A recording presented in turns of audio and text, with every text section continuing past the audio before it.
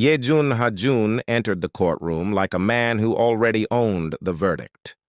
A billionaire, a public figure, a man worshipped by the media and feared in business circles. He walked in with his head high, his lawyers at his side, fully convinced that power, money, and influence would bury the paternity lawsuit before it could stain his reputation. He believed he had already won. His legal team had assured him the case would fall in his favor. After all, he had spent years controlling the narrative. When his wife, Yuna, begged him to settle the matter privately, he refused.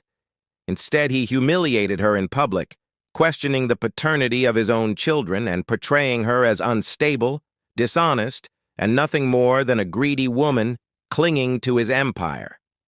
To the world, Yejun was untouchable. But Yuna came to court with more than pain. She came with proof. What Yejun did not know was that Yuna had been contacted by other women, women he had seduced, abandoned, and silenced. Women who had raised children alone while he ignored invitations, dodged responsibility, and repeatedly refused DNA paternity tests. One by one, they had reached out to her, each carrying the same story, the same heartbreak, and the same unanswered questions. They were no longer willing to stay silent, and neither were their children. What Yejun expected to be a simple public destruction of his wife became something far more dangerous, a courtroom reckoning. As witness after witness stepped forward, the billionaire who had built his empire on image and intimidation found himself trapped in the one place his money could not fully save him. Because this time, it was not just one woman against him. It was every life he had tried to erase. And when the judge finally ordered the DNA test he had spent years avoiding, Yejun Hajun realized too late that the courtroom was not just where he would prove his innocence. It was the beginning of reckoning. Courtroom confrontations and showdown, unexpected public humiliation turning into real justice for multiple women. Before we continue, please take a moment to like and share this K-drama story on your WhatsApp group chat and subscribe. Turn on your notification if you can. If you are excited for the next part, hit like and share. Tell us where you are watching this K-drama from. Did you know that you can watch the full story, all episodes in the long video version? There was the marriage. A marriage that, to the outside world, looked perfect. Yejun Hajun, billionaire heir, corporate prodigy, media darling. Yuna, the graceful wife who stood beside him at galas, charity events, and company celebrations. People admired them. They never saw the silence behind the doors. Yejun had long made his position clear. He would end the marriage one day. And when he did, Yuna would walk away with nothing. No alimony, no settlement, no part of the empire she had spent years helping him protect. He reminded her often, sometimes calmly, sometimes with a cold smile, sometimes like a threat. All Yuna had done was ask a simple question. Why do you always come home so late? That question had become a crime in his eyes. From that day forward, Yejun began speaking of divorce the way other people spoke about the weather, casually, repeatedly, without emotion. It was a Friday, the eve of Yuna's birthday. Yejun left for work that morning like he always did. Expensive suit, immaculate watch, briefcase in hand. No happy birthday, no mention of the celebration planned for the next day. Just the usual quiet departure. Yuna stood by the doorway and watched him go. She had grown used to that silence. The following evening, the house was alive. Her birthday celebration had filled the mansion with laughter, music, and voices she had not heard in years. Old university friends arrived. Her parents came early to help organize everything. Business associates brought gifts wrapped in gold ribbon. For a few hours, the house felt warm again. But one question kept repeating throughout the night. Where is your husband? Is Yejun joining us later? Surely he wouldn't miss your birthday. Yuna smiled each time. The same calm, polite smile she had mastered over the years. He's away on a business trip, she said gently. Important meetings. Everyone nodded with understanding. After all, powerful men were always busy. But the hardest questions came from the smallest voices. Her children. They tugged softly at her dress during the party. Mom, why didn't Dad come? Yuna crouched down in front of them. She placed her hands on their shoulders and looked into their eyes. The music and laughter around them suddenly felt very far away. Your dad sends his regards, she said softly. He's on a business trip. She smiled, and he apologized for not being able to attend. The children accepted the answer. Children always do. They hugged her tightly and ran back to the other guests, but Yuna remained crouched for a moment longer, composing herself. The party ended late. The last guests left around midnight. Her parents hugged her goodbye. Her friends promised to visit again soon. Soon the mansion returned to its familiar quiet. Yuna cleaned the last glasses from the table before finally going upstairs. She slept alone that night. Again. The following night, well past midnight, the front door opened. Yejun had returned. No call, no message, no explanation. Yuna was in the living room when he walked in. His face was calm. Too calm. He loosened his tie slowly and looked around the room. Then he asked a question that stunned her. Why did you invite guests into my house without my permission? Yuna blinked in disbelief. Your house? She repeated softly. It was my birthday. She tried to keep her voice calm. My parents came, a few friends. It was just a gathering. But Yejun interrupted her, coldly. I never approved it. Yuna stared at him, confused. She had expected many things from him. Maybe an apology, maybe an explanation, but not this. I was just celebrating quietly, she said.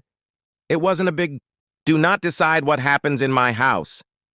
His voice was sharper now. Then he said something he had said before. Something he never hesitated to remind her. I didn't marry you. The words hung heavily in the room. My parents did. He looked directly at her. They forced that marriage. A pause. You were never my choice. The silence afterward felt unbearable. Yuna stood there, absorbing the words like blows she had already learned to endure. Across the room, a framed family photograph rested on the table. A smiling couple, 2 children, a perfect illusion. But that night, Yuna understood something clearly. This marriage had never been a home. It had always been a contract, and one day, that contract would break. She just didn't know yet how loudly it would shatter. Before the courtroom returns, before the witnesses, before the judge would finally ask the question Yejun Hajun had spent years avoiding. There were moments that quietly destroyed the marriage long before the lawsuit ever began. One of those moments happened at a business party. It was a glamorous evening held in one of Seoul's most luxurious hotels. The ballroom glittered with chandeliers, polished marble floors, and the low hum of powerful conversations. Executives from major corporations attended. Investors, political figures, media personalities, and of course, Yejun Hajun. Where he went, attention followed. Yuna arrived with him that evening, dressed elegantly, the way a billionaire's wife was expected to appear, composed, graceful, dignified. To the outside world, she was part of the image, the perfect partner beside the powerful man. But the illusion began to break the moment they entered the ballroom. Not long after they arrived, Yejun met someone, a woman, young, beautiful, confident. No one seemed to know exactly who she was, but Yejun noticed her immediately, and for the rest of the evening he barely left her side. They talked. They laughed. They stood close enough that people began to notice. Across the room, Yuna sat quietly at one of the tables reserved for executive families. At first, she told herself it was just business. That was always the excuse. But then the music began. Couples moved toward the dance floor. Executives invited their wives and partners to dance. Laughter filled the ballroom. And then Yejun took the stranger's hand. Not Yuna's. The stranger's. They stepped onto the dance floor together, slowly, gracefully, publicly. Yuna watched. The room seemed to grow louder and quieter at the same time. Some people noticed. Some pretended not to. A few exchanged uncomfortable glances. But no one said anything. For the entire evening, Yejun never once approached his wife. Not a greeting, not a smile, not even a single word. It was as if she simply did not exist. When the party ended, they returned home in silence. Yuna never asked him about the woman. She already knew the answer would only hurt more. But something changed inside her that night. After that humiliation, Yuna quietly began refusing invitations, family gatherings, friends' parties, wedding ceremonies. Whenever an invitation arrived, she declined politely, not because she didn't want to go, but because she was afraid of what her husband might do in public again, and she could not bear another evening like that one. Then came the company's most important event of the year, the annual end-of-year dinner. It was a major celebration organized by Yejun's company, an evening meant to honor his father, the outgoing chairman and director who had built the corporation from the ground up. Executives, board members, and dignitaries were all invited. It was a prestigious occasion, one where the CEO's wife was expected to stand proudly beside him. But Yuna never appeared, because Yejun never told her about the event. At the grand banquet hall, Yejun's parents began to notice something unusual. Guests arrived. Speeches were made. Executives praised the outgoing chairman. But Yuna's seat remained empty. His mother leaned toward her husband quietly. "Where is Yuna?" His father frowned slightly. "She should be here." They assumed she must be running late. But the night continued, and she never arrived. What Yejun's parents did not know was that Yuna was somewhere else entirely that evening. She had gone to see them earlier that week, privately, quietly, not as the wife of their powerful son, but as a woman asking for help. When Yuna finally sat before them, the exhaustion in her eyes told a story she had hidden for years. She spoke carefully, respectfully. She explained everything. The late nights, the threats of divorce, the humiliation, the growing distance in the marriage. She told them how hard she had tried to save the relationship, how she had endured things she never imagined she would endure. She did not ask them to choose sides. She asked only one thing. "Please, talk to your son." Her voice trembled slightly. "He listens to you." Only then did Yejun's parents begin to understand the reality their son had hidden from them. And only then did they realize something else.